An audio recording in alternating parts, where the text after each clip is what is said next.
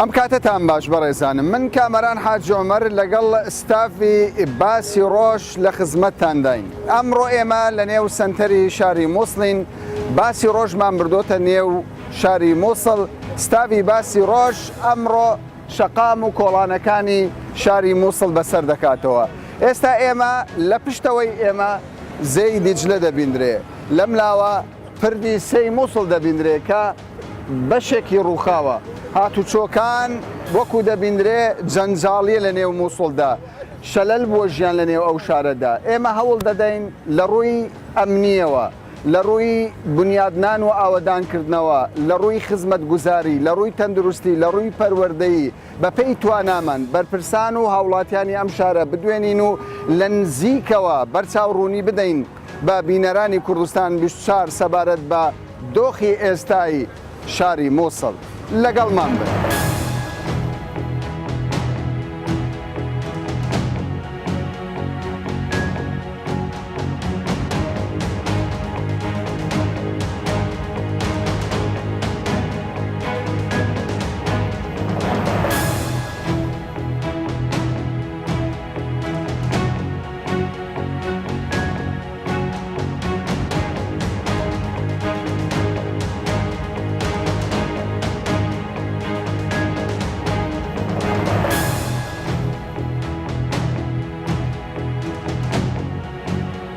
ئێمە ئێستا لە یەکێک لە نێو گرنگترین پردەکانی نێو شاری مووسڵین کە لەسەر ئەو پردەداین. ئەو پردا پێی دەگوترێت پردی سێیەم، یەکێک لە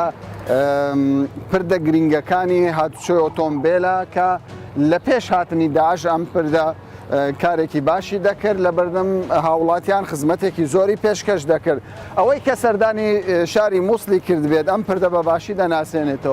دەناسێتەوە چونکە لە بەردەم ئەو پردەدا هۆتێلی مووسڵ هەیە، هۆتێلێکی ناوبانگ بوو، لەو لاوەش چەند نەخۆشخانەیەکی گرنگ هەیە، ئەمەش ڕووباری دیجلەیە. وەک دەبیندرێت پاش ئەوەی ئەم شارە لەلایەن هێزەکانی عێراق و حەشدی شەعبی کۆنتڕۆڵ کرا، بەشێکی ئەو پردە لەلایەن هێزەکانی هاوپەیمانانەوە بە تەواوەتی ئەو بەشەی ڕووخێندراوە. بەڵام دوای تێپەڕبوونی ماوەیەکی زۆر بەسەر نەمانی داعش لەم شارەدا، تاوەکو ئێستا حکوومەتی عێراق یەک هەنگاوی نەناوە بۆ باشترکردنی شەقامەکانی ئەو شارە، وەک هاوڵاتیانی ئەو شارە و بەرپرسانی ئیداری ئەو شارەش باسی لێوە دەکەن چاکردنەوەی ئەو پردە هەرچەندە زۆر زەڕورە و تێچوەکی کەمی دەوێت، بەڵام حکوومەتی عێراق تاوەکو ئێستا هیچ هەنگاوێکی جددی نەناوە تاوەکو ئەو بەری مووسڵ لەگەڵ ئەو بەری مووسڵ جارێکی دیکە بە یەک ببەستێتەوە.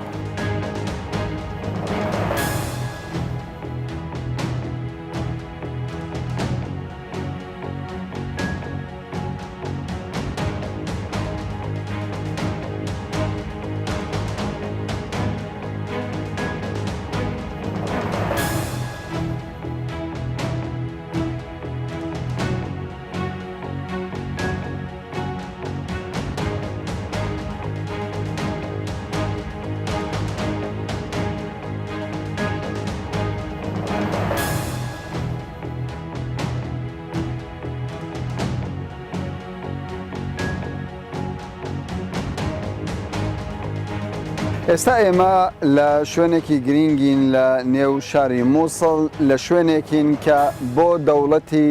بەناو ئیسلامی شوێنێکی مێژوویە. لەم شوێنەدا ئەمە مزگەوتی گەورەی مووسڵە، لەم شوێنەدا ئەبوبەکر بەغدادی دەوڵەتی ئیسلامی خۆی ڕاگەیان، دەوڵەتی خەلیفەی خۆی ڕاگەیان. لەم حوجرەیەدا ئەبوبەکر بەغدادی لە پێشوودا لە وتاری هەینیدا بۆ یەکەمین جار لە بەردەم ئامادەبوانی داعش کە ژمارەی زۆرش لە ئەندامانی داعش لە نێو مزگەوتە ئامادە بوون، لەوێوە وتارێکی یەکلاکەرەوەیدا دەوڵەتی خلافەتی ئیسلامی داعشی ڕاگەیان. ئەوەی دەبیندرێ پاش ئەوەی کە مووسڵ ئازاد کرا، شەڕێکی تند لەم ناوچەیە دروست بوو، چەکدارانی داعش لەگەڵ میلیشیاکانی حەشدی شەعبی و بەشێک لە سوپای عێراق لێرەدا شەڕێکی یەکلاکەرەوەیان کرد. ئاماژەکان دەری دەخەن کە ئەمە لەلایەن حەشدی شەعبیەوە ئەم مزگەوتە زۆر جێگەڕخ و قینە بووە بۆیش دەتوانم بڵێم لە سەدا 90 ئەم مزگەوتە بە تەواوەتی وێران کراوە وایان لێ کردووە بە شێوەیەک لە شێوەکان مێژووی دەوڵەتی خەلافەتی ئیسلامی داعش بە تەواوەتی داڕمێ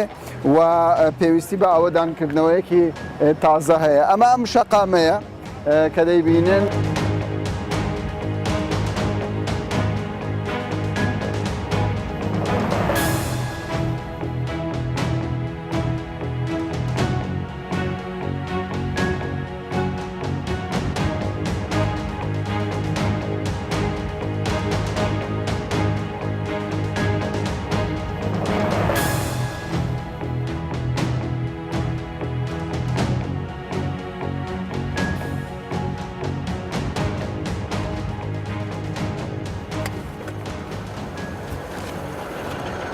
دەردی خەڵکی مووسڵ تەنیا نەبوونی ئاو کارەبا و نەبوونی سەقامگیری نییە لە نێو شاری مووسڵدا گەورەترین گرفتی خەڵکی مووسڵ ئەوەیە کە لە نێو مووسڵدا نەخۆشخانەیەکی تایبەت نییە بۆ ئەوەی هەر کەسێک کە تووشی نەخۆشیەک بێتن چارەسەری بکە ئەمە گەورەترین نەخۆشخانەی نێو سنتەری باژێڕی مووسڵە کە وەک دەبیندرێ بە تەواوەتی ئەم نەخۆشخانەیە داڕماوە ئێستا ئەوە خەریکە کاری نۆژەنکردنەوەی بۆ دەکرێت بەڵام ئەوەی گرفت بێت وەکو هاوڵاتیانی ئەم شارە باسی لێوە دەکەن خزمەت گوزاری نییە بە تایبەت تەواڕی نییە لە نەخۆشخانەکانی شاری مووسڵ فریاکەوتن نییە هەر جارێکە هاوڵاتیەک تووشی حاڵەتێکی نەخۆشی دەبێت شوێنێک نییە بچن سەردانی بکەن و دەردی خۆیان تێدا تیمار بن.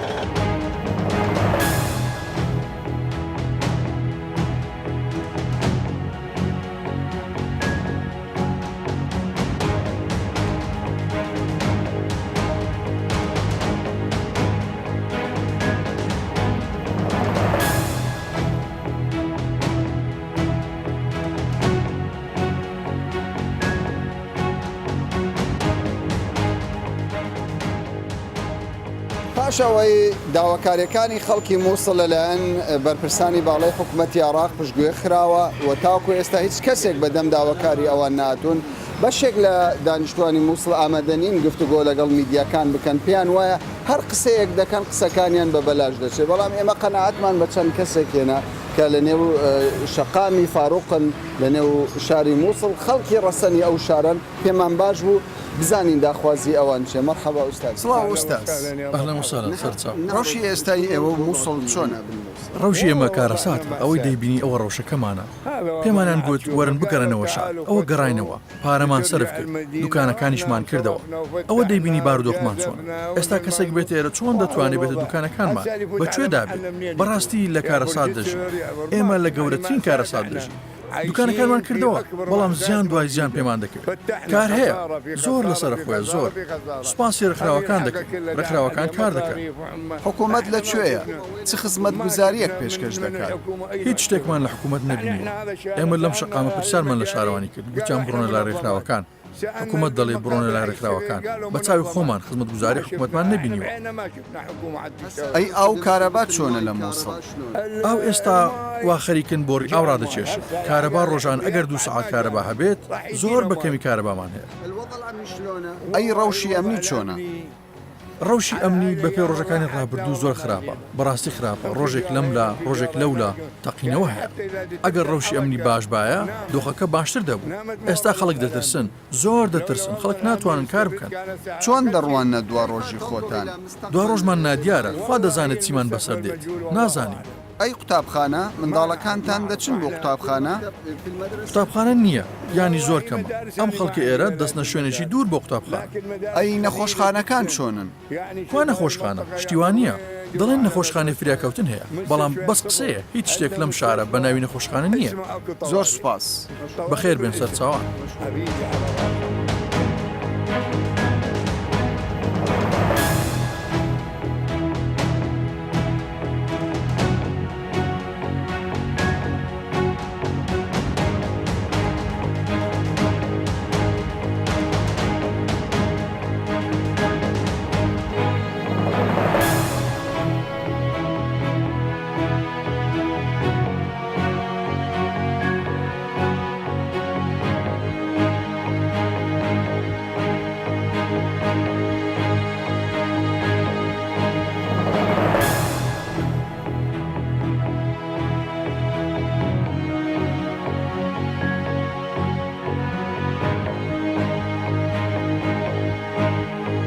ئەم شوێنە ئێستا دەیبینن باڵەخانەی پێشووی پارێزگای نینەوا بوو لەم شوێنەدا کەەوە ئێستا بە تەواوەتی داڕماوە ئەمە شوێنی باڵەخانەی پارێزگای نینەوا بوو کە لە شەڕی داعش و حەشجی شعبی و سوپای عێراق بە تەواوەتی داڕما. ئەم باڵەخانەیە شوێنی ئەوە بوو کە داعش لێرە ئەو کەسانەی کە پۆلیس بوون ئەندامی هێزانامنیەکان بوون لێرە لەسەرەوەی ئەو بینایە فڕی دەدا خوارەوە. بە سەدان کەس دەو باڵەخانەیە لە سێدارە دراون بەڵکو بڵێم لەسەری سەرەوە فڕێدراون لە سێدارەدانی ئەوان بە شێوەیەک بووە نەوەک پەتیان لە مل بکرێ لەسەری سەرەوە بە دەست فڕیان داوەتە خوارەوە لێرە گیانیان لە دەستاوە.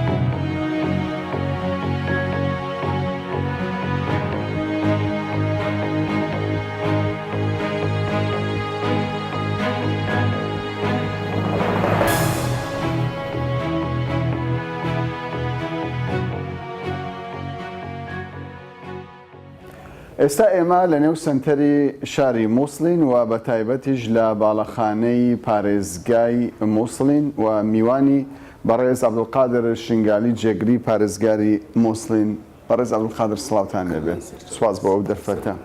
من دەخوازم دەستپێکی دا لەسەر ڕەوشە سەقام گیری تەناهیە باژێڕێ نینەوە بە ئاخابم. نوکە ڕەوش چاوە؟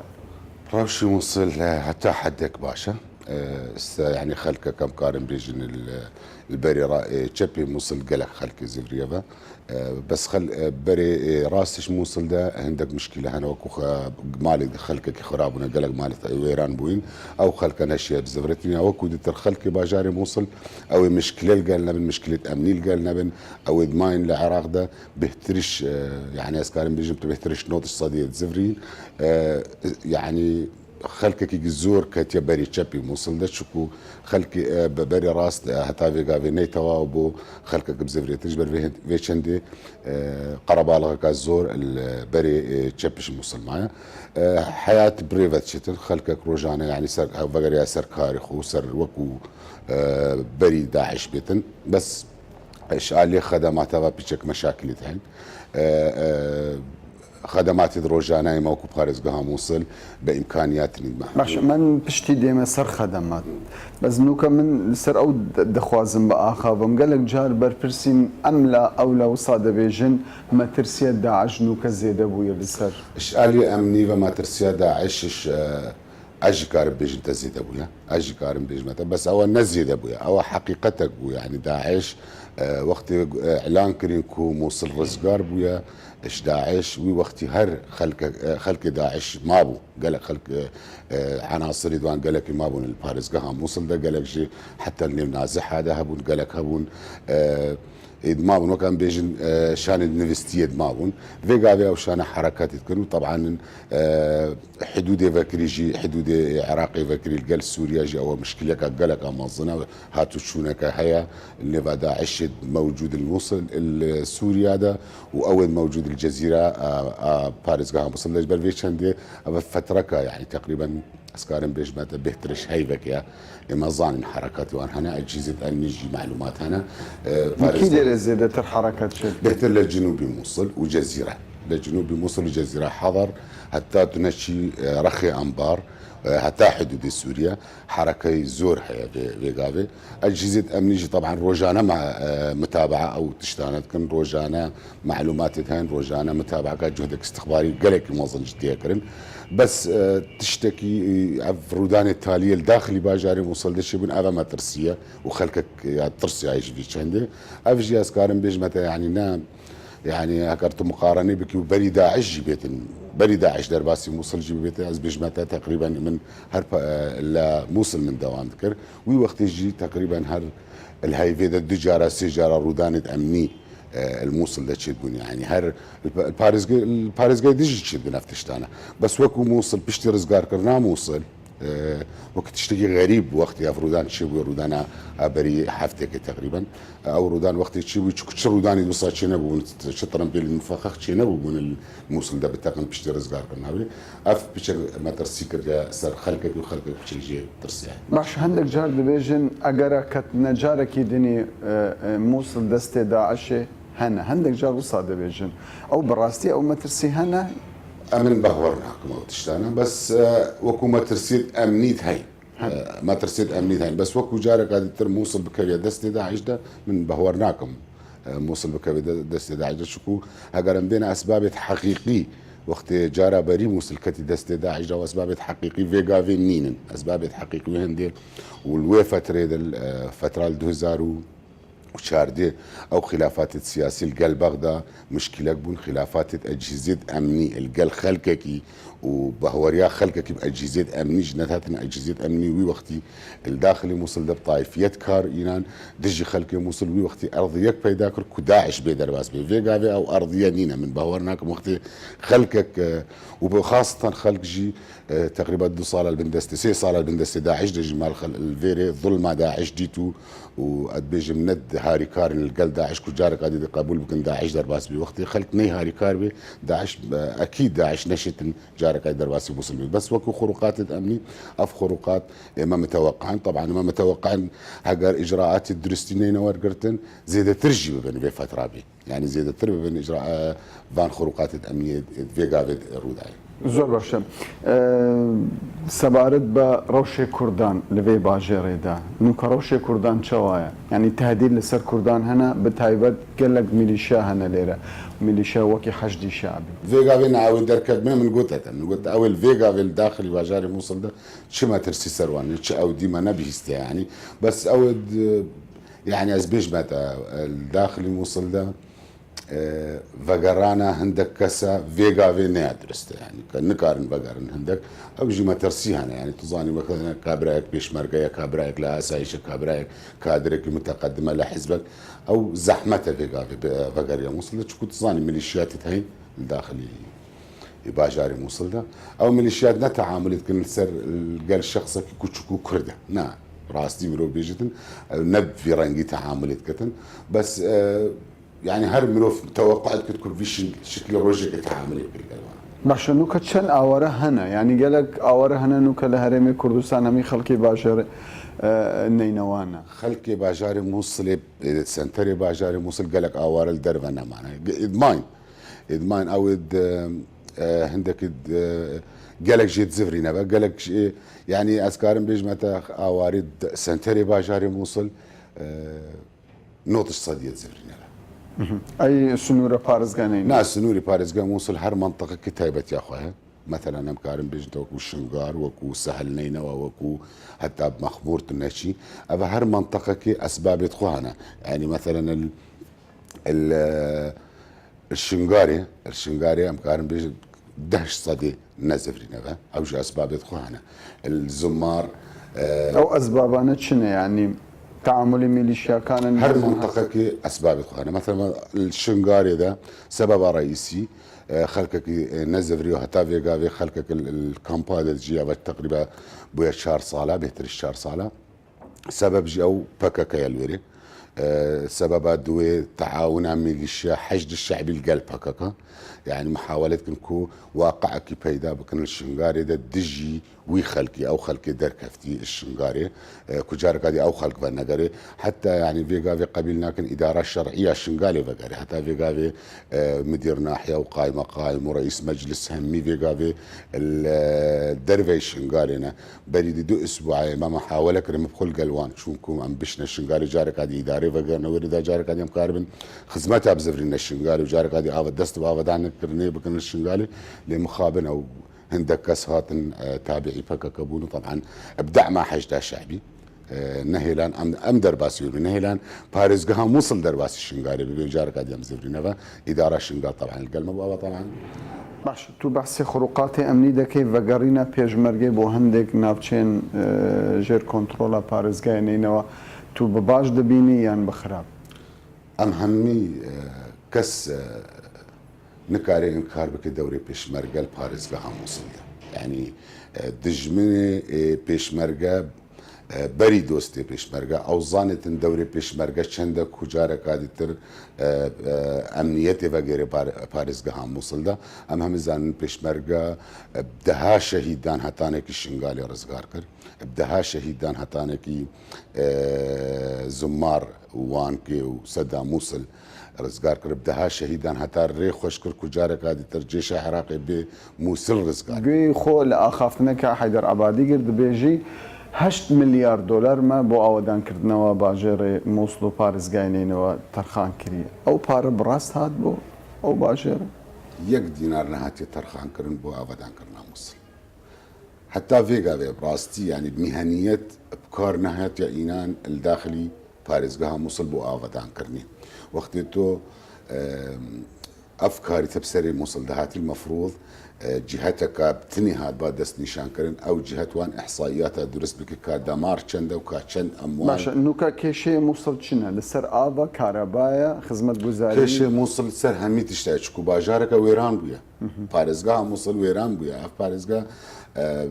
bune tehtiye nemaye. Mesela me 16 nexweşxane hebûn li bajarê Musil'da. Heft ji daxilî bajar, senterê bajar û neh dorûberê bajar. Wî wextî vêgavê rub'ê taqa istîabî karê istiqbal bike. Termîmat bi şiklekî terqîî êd hatîne mealece kirin. Ev ne helle debe hellekî durist bike.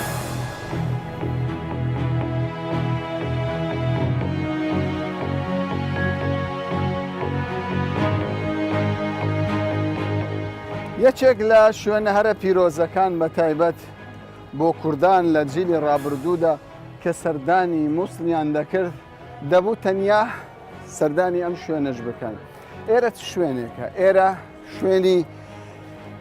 گۆڕی نەبی یونوسە پێغەمبەر نەبی یونس کە زۆرینەی کوردان هەر کاتێک سەردانی مووسڵیان دەکرد سەردانی ئەو گۆڕەشیان دەکرد. ئەمە لە سەردەمی داعشدا ئەم گۆڕە ئەم مەزارگەیە بە تەواوەتی تەقێنرایەوە کە بۆ جێگای ناڕەزایی بەشێکی زۆر لە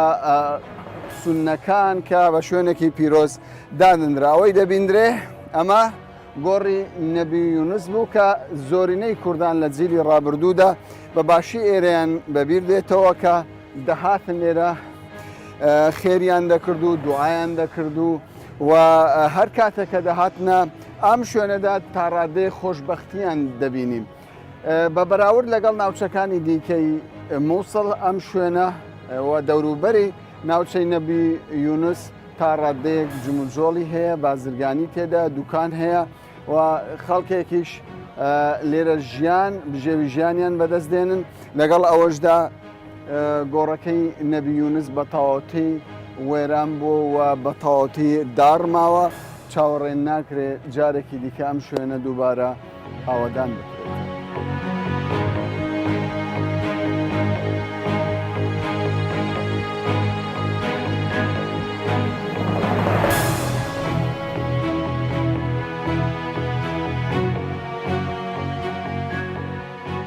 لە پراوێزی بەدواداچوونەکەماندا لە نێو شاری مووسڵ بۆمان دەرکەوت کە سەقامگیری ئەم شارە لەرزۆکە و هەر کاتێک مەترسی تەواوی تێکچوونی هەیە سەبارەت بە خزمەتگوزاریەکان پەروەردە و تەندروستی لەم شارەدا وەک هاوڵاتیان باسی لێوە دەکەن خزمەتگوزاریەکان لە ئاستی ژێر سەفریشدانە. هاوڵاتیان لەم شارە چاوەڕێی بۆ داهاتوو چاوەڕوانیەکی باش نابینن ومێد دەکەن لەوەی ئێستا کە تێیدا دەژین خراپتریشیان بەسەر نێت تا باسێکی تر بەخواتان دەسپێرن.